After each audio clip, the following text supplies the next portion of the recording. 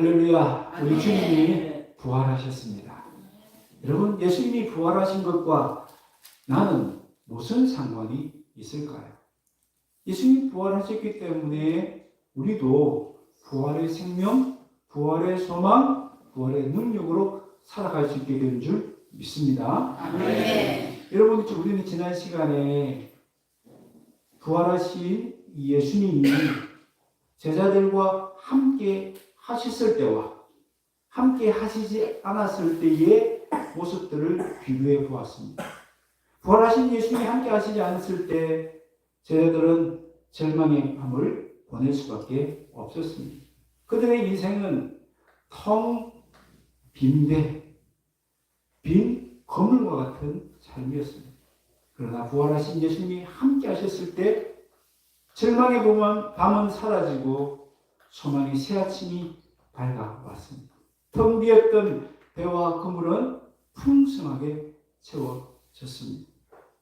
또한 부활하신 예수님은 밤새 고생한 제자들을 위해서 따뜻한 밥상을 차려주셨습니다.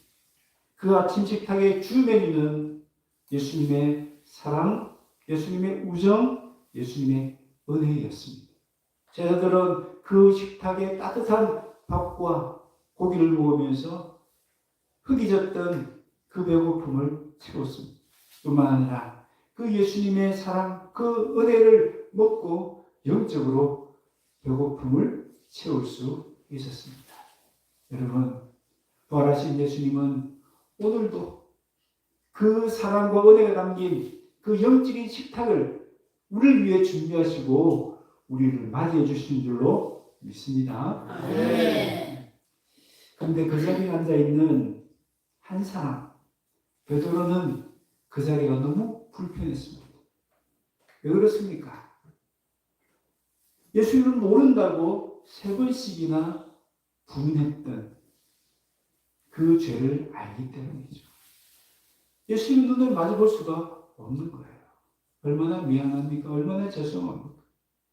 예수님을 부인하지 않겠다고 큰 소리를 쳤었는데 한 번도 아니고 3번씩이나 예수님을 모른다고 했습니다. 심지어 저주하면서까지 예수님을 모른다고 했습니다. 예수님과 베드로 사이에 숯불이 피워져 있습니다.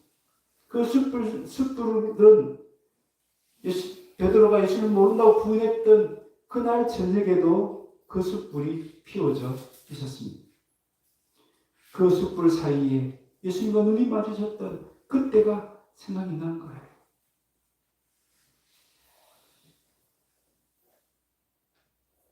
그런데 예수님이 그 베드로를 향해서 정말 난처한 질문을 하십니다. 여러분 생각해 보세요. 나는 예수를 모른다고 그렇게 3번 부인했던 그 제자 베드로에게 예수님 뭐라고 질문하시죠? 내가 나를 사랑하느냐? 내가 나를 사랑하느냐? 여러분 어떻게 생각하세요?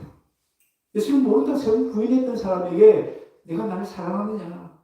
그 질문은 정말 뼈아픈 질문입니다. 정말 대답하기 난처한 질문입니다. 사랑한다라고 말하기도 그렇고 말하지 않을 수도 없는 그런 정말 난처한 질문이죠.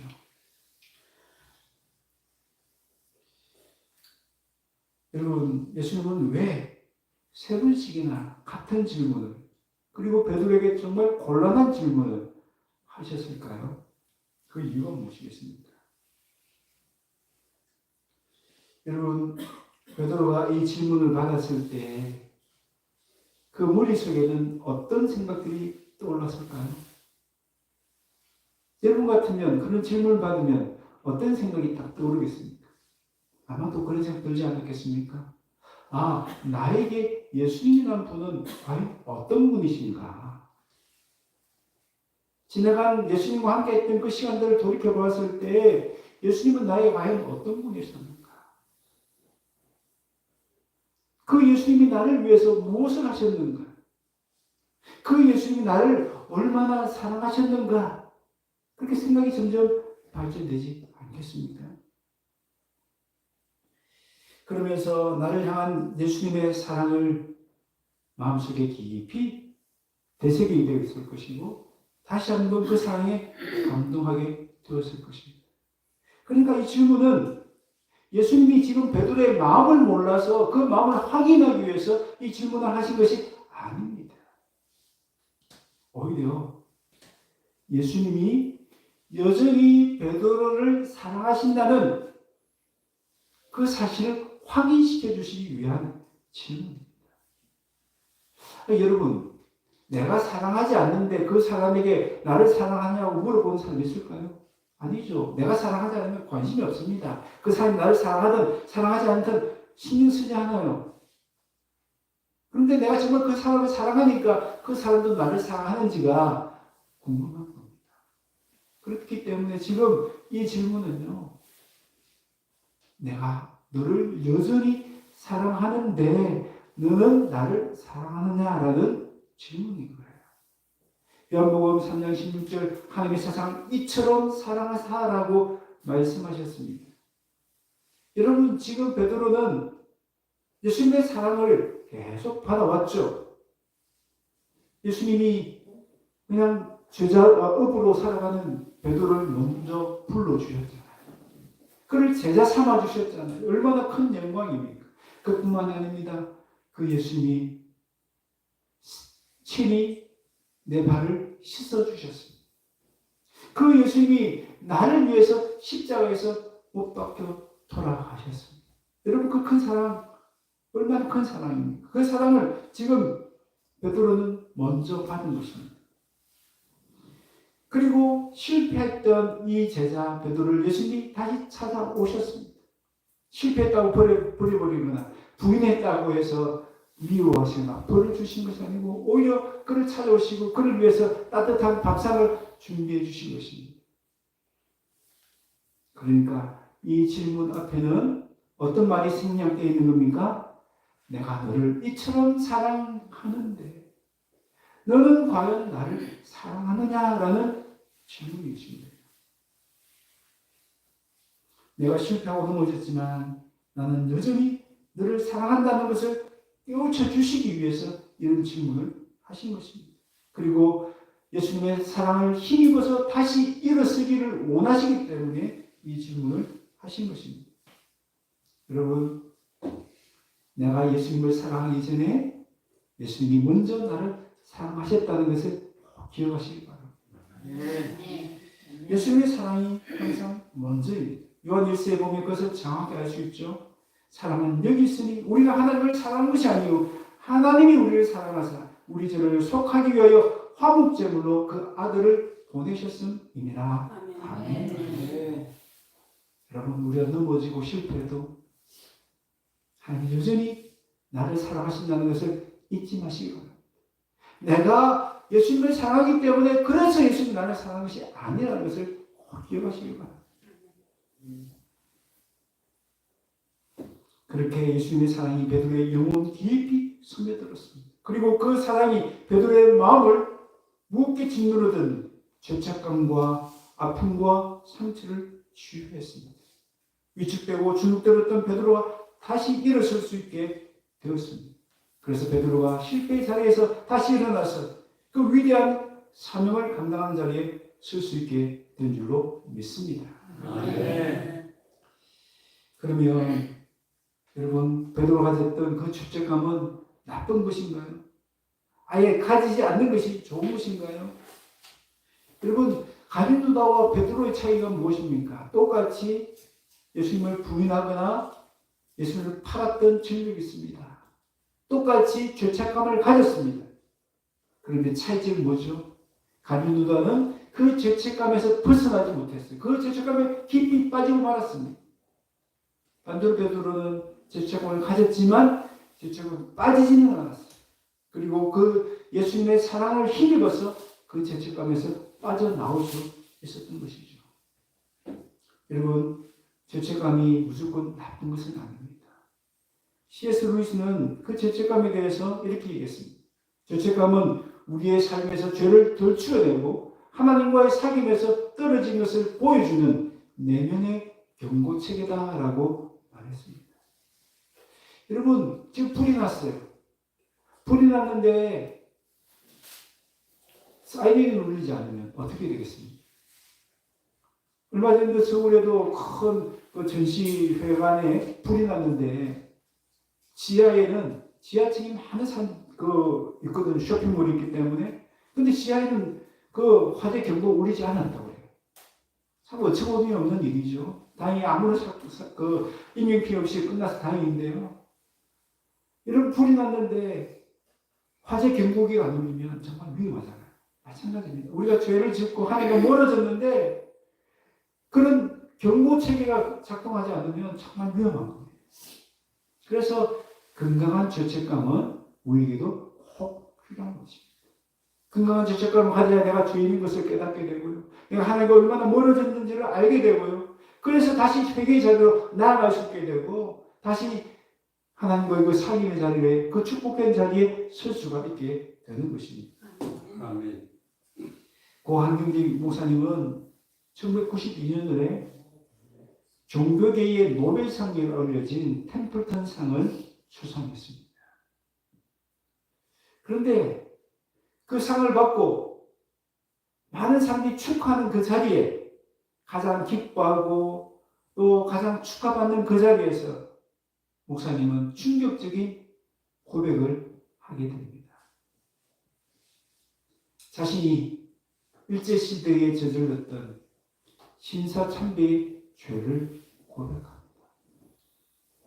저는 죄인입니다. 일제시대 때 저는 신사참배를 했던 부족한 종입니다. 그런데 하나님이 저 같은 것도 다시 일으켜 세워서 한국 교회를 위해서 이렇게 일을 하게 만드셨습니다라고 자신을 자랑하는 것이 아니고 그렇게 실패했던 자신을 이렇게 세워서 다시 이 상을 받게 하셨던 그 하나님께 모든 영광을 돌려드릴 수 있었습니다. 여러분 뭘 알 수 있죠? 목사님은 한평생 어떤 마음을 가져가고 있었던 것이죠? 내가 참 그 일제시대 때에 저질렀던 그 신사참배했던 그것에 대한 건강한 죄책감을 가지고 있었던 거예요. 그 건강한 죄책감을 가지고 있었기 때문에 그 영광스러운 자리에서 자신을 자랑하고 자신을 높이는 것이 아니고 오히려 자신을 겸손히 낮춘 것입니다. 그리고 우리가 알다시피 한경직 목사님이 얼마나 청정한 삶을 실천하며 사셨습니다. 정말 예수님처럼 정말 낮아지고 가난하게 많은 사람들을 돕는 복음을 위해서 헌신한 삶을 살지 않았습니까? 그 원동력이 뭡니까? 건강한 죄책감이 있었기 때문입니다. 여러분 우리도 건강한 죄책감을 가지십시다. 그래서 내 죄를 깨닫고 하나님과의 관계가 얼마나 멀어지는지를 깨닫고 그래서 다시 하나님께로 나아갈 수 있는 그래서 다시 한번 우리를 이렇게 세워서 하나님 나라의 귀한 종으로 써주시는 그런 은혜를 누릴 수 있기를 바랍니다. 네. 오늘 하나님은 저와 여러분을 사랑하십니다. 용서의 손을 내밀고 계십니다. 그 손을 붙잡고 모든 죄책감을 이겨낼 수 있는 저와 여러분 되시기를 바랍니다. 베드로는 예수님의 질문에 뭐라고 대답합니까? 자신 있게 난 예수님을 사랑합니다라고 대답하지 못합니다. 옛날 같으면 어떻게 하겠습니까? 다른 사람은 다 예수님을 버려도 나는 절대 예수님을 버리지 않겠습니다. 그렇게 대답했을 거예요. 이 사람은 나는 정말 자신 있게 예수님을 사랑합니다라고 대답했을 거예요. 그런데 뭐라고 합니까? 주님을 사랑하시는 줄을 주님께서 아십니다라고 대답합니다. 자신이 얼마나 연약한 자인지를 깨닫는 것입니다. 왜요? 실패하고 넘어졌던 그 경험이 있기 때문이죠.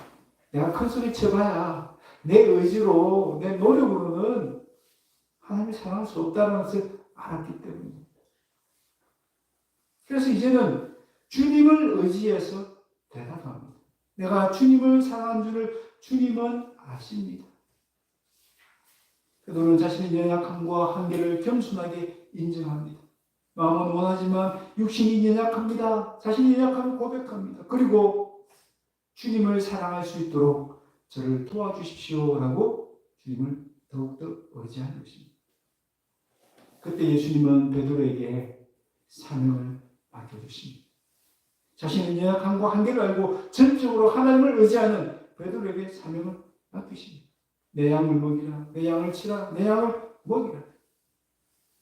여러분, 예수님을 배신했다는 것은 치명적인 약점 아닌가요? 여러분, 예를 들어서 우리 교회에 담임 목사님을 천명하는데 예수님을 모른다고 부인했던 사람을 천명하는 것 쉬운 일일까요? 쉽지 않습니다. 그런 빨간 줄, 그런 전과가 있는 그런 목사님 참 천명하기 쉽지 않아요.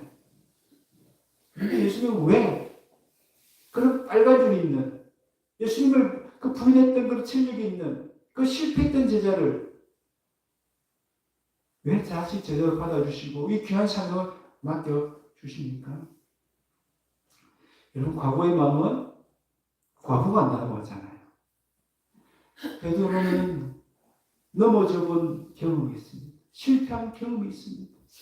자신의 연약함을 잘 압니다. 그래서 나 같은 것도 넘어져요. 저분도 넘어질 수 있고 저분도 실패할 수 있고 저분도 연약하구나. 다 이해하고 포용할 수 있는 넓은 마음이 생긴 거예요. 그 마음 누구의 마음입니까? 예수님의 마음이죠. 실패한 자라도 넘어진 자라도 다시 찾아오시고 그를 회복시켜 주시는 그 예수님의 마음 베드로도 이제 가지게 됩니다. 그러니까 그 마음을 예수님의 마음을 가지고 있으니까 예수님도 마음 놓고 예수님의 양떼들을 맡기실 수가 있게 된 것이죠. 예수님은 베드로의 실패마저도 예수님의 마음을 품을 수 있게 되는 은혜의 사건으로 바꾸어 주셨습니다. 주님의 양떼를 주님의 마음으로 품을 수 있는 가장 적합한 제자로 빚어 주셨던 것입니다. 예수님은 예수님의 마음을 아는 베드로에게 자신의 양떼를 맡기셨습니다. 내 양을 먹이라, 내 양을 치라, 내 양을 먹이라. 그런데 이 명령 앞에도 생략된 말이 있습니다. 그 말이 뭡니까? 나를 사랑하는 마음으로 내 양을 먹이라, 내 양을 치라는 것입니다. 나를 사랑하느냐 물으신 다음에 이 명령을 하셨기 때문에 그렇게 연결이 되는 거예요. 나를 사랑하는 마음으로 내 양을 먹이라, 나를 사랑하는 마음으로 내 양을 치라고 하신 것입니다. 왜 그렇습니까? 주님을 사랑하는 마음으로 양을 돌봐야만 삭군 목자가 되지 않고 선한 목자가 될 수 있기 때문입니다. 주님을 사랑하는 마음으로 사랑해야만 정말 그 영혼을 사랑할 수가 있기 때문입니다. 여러분, 옆에 있는 성도를 사랑하십니까? 사랑하십니까? 여러분, 자신 있게 말할 수 없어요. 왜요? 우리 힘으로는, 우리 의지로는, 우리의 감정으로는 옆에 있는 성도를 사랑할 수 없습니다. 그게 우리 한계예요. 그런데요, 우리 주님을 사랑하면 어떻게 됩니까? 바뀝니다. 주님을 사랑하는 마음으로 옆에 있는 분들은 얼마든지 사랑할 수가 있는 겁니다. 그래서 예수님은 먼저 나를 사랑하느냐를 3번씩이나 확인하십니다. 예수님을 사랑해야만 정말 옆에 있는 사람들을 사랑할 수 있고요. 주님 맡겨주신 사명들을 기쁨으로 자발적으로 감당할 수 있기 때문입니다.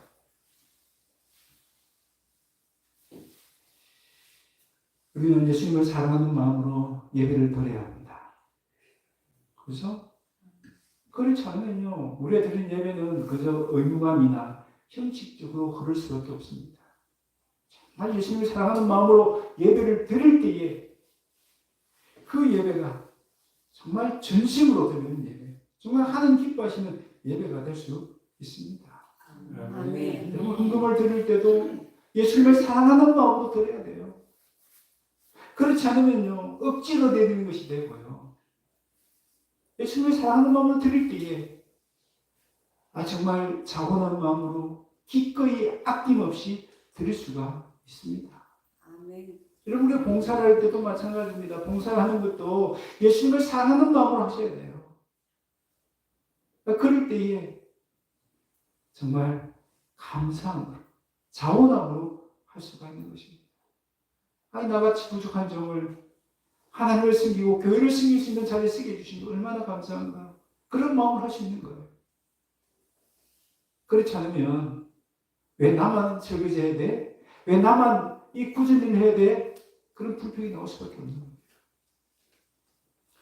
예수님을 사랑할 때 교회를 사랑하게 되고, 예수님을 사랑할 때 나보다 부족하고 나보다 못한 옆에 계시는 분들을 사랑할 수 있고, 예수님을 사랑할 때 그렇게 싫고 어렵고 힘든 일들도 기꺼이 기쁨으로 감당할 수가 있게 되는 것입니다. 그래서 고린도후서 16장 14절에서는 너희 모든 일을 사랑으로 행하라고 주님 명령하셨습니다. 사랑으로 하시길 바랍니다. 아멘. 사랑으로 하실 때에 싫은 일도 기쁨할 수 있고 어려운 일도 감사함으로 할 수 있는 줄 믿습니다. 아멘. 여러분, 사도 바울이 그렇게 힘든 순교의 유성들을 어떻게 그렇게 훌륭하게 감당할 수 있었겠습니까? 여러분, 상상을 해보십시오.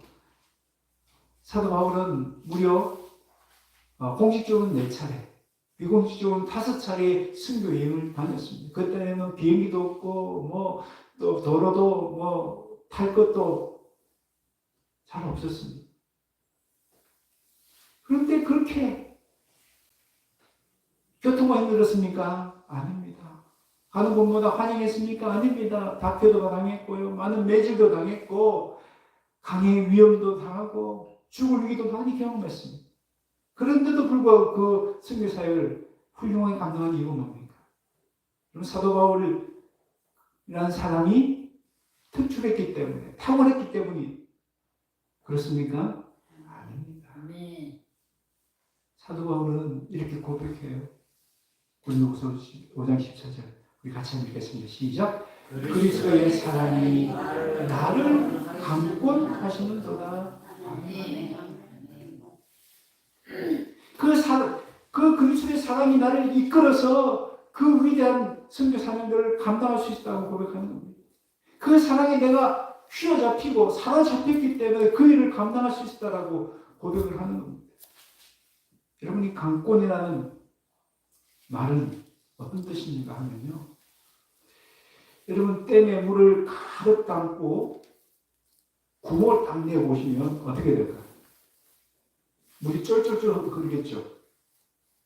아니요. 물이 가득한 상태에서 구멍을 내면 그 작은 구멍으로 물이 얼마나, 그 물살이 얼마나 세게 뿜어져 나오는지 모릅니다. 강력한 힘이 있는 거예요. 강권이라는 단어가 바로 그런 뜻입니다.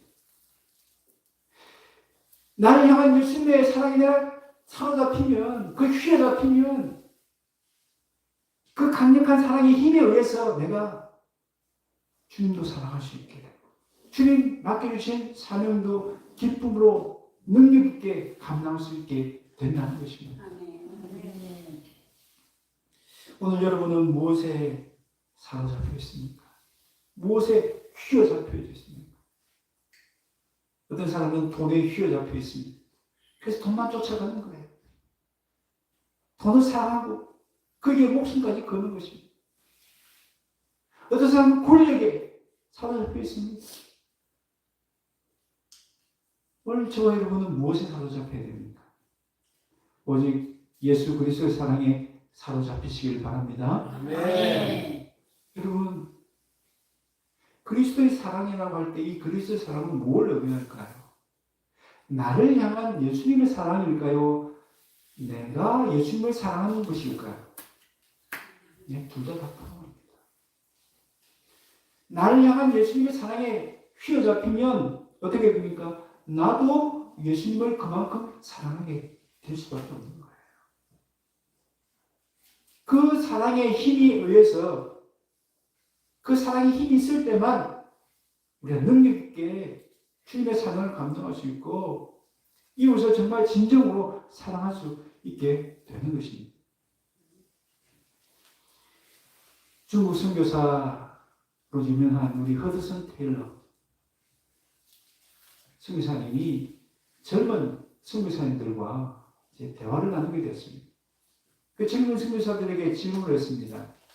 자네는 어떻게 이 중국 땅에, 이 어려운 땅에 와서 선교를 하려고 하는가? 예, 저는 중국 사람을 너무 사랑하기 때문에 선교를 하려고 왔습니다. 예, 저는 이 미개한 그 불모저 같은 이 땅을 다시 발전시키기 위해서 더 나은 세상을 만들기 위해서 제가 왔습니다. 그때 허드슨 테일러가 말합니다. 저는 아닙니다. 저는 이 항모제와 같은 이 중국 땅 전혀 좋지 않습니다. 전혀 사랑할 수 없습니다. 그런데 내가 이곳에 나는 원하지도 않고 좋아하지도 않음에도 불구하고 즐거워하지 않음에도 불구하고 목숨 걸고 이 땅에서 선교할 수 있는 것은 내 안에 무언가가 역사하기 때문입니다. 그 무언가는 바로 예수님이 나를 위해 죽어주셨기 때문입니다. 그 십자가의 사랑이 나를 이끌어가기 때문에, 그 사랑에 내가 붙잡혔기 때문에 조금도 사랑스럽지 않은 것을 그리스도로 말미암아 사랑하게 되었습니다. 조금도 즐겁지 않은 일을 그리스도 사랑 때문에 즐겁게 할 수 있게 되었습니다. 라고 고백했습니다. 여러분, 우리도 이 예수님의 사랑에 붙잡히시기를 바랍니다. 그 사랑에 사로잡히시기를 바랍니다. 그 사랑의 강권하심으로 주님의 사명을 감당할 수 있기를 바랍니다. 내가 나를 사랑하느냐? 내가 나를 사랑하느냐? 내가 나를 사랑하느냐? 여러분, 이 질문은 베드로만 향한 질문이 아니고 오늘 저와 여러분을 향한 질문인 줄 믿습니다. 여러분, 그 질문 속에는 뭐가 있다고요? 나를 향한 예수님의 사랑이 먼저 있습니다. 나를 얼마나 사랑하시면 그 질문을 하실까? 그렇게 받아치길 바랍니다. 뿐만 아니라 그 질문 속에는 실패하고 넘어졌던 베드로조차 다시 이렇게 세우는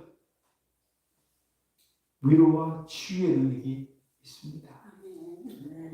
넘어졌기 때문에, 실패했기 때문에 오히려 더 예수님의 마음을 품게 되는 그런 합력할 선을 이루시는 그 은혜가 이 질문 속에 담겨져 있습니다. 뿐만 아니라 우리가 정말 기쁨으로 하나님의 나라를 위해서 충성하고 헌신할 수 있는 그 은혜의 비결이 이 질문 속에 담겨져 있습니다. 왜요? 그 하나님의 사랑이 붙들기만 하면, 그 사랑에 내가 사로잡히기만 하면 우리도 바울처럼 그렇게 뜨겁게 주님을 사랑하고 뜨겁게 주님의 사명에 감당할 수 있기 때문입니다. 이 질문 앞에 나를 날마다 세우시길 바랍니다. 그래서 그 주님의 사랑을 확인하고 나도 주님을 사랑하고 싶습니다 라고 하나님께 엎드리고, 그래서 그 사랑을 힘입어서 오늘도 힘차게 주님 백성답게 주님의 제자답게 살아갈 수 있는 저와 여러분 다 되시기를 주의 이름으로 축원합니다.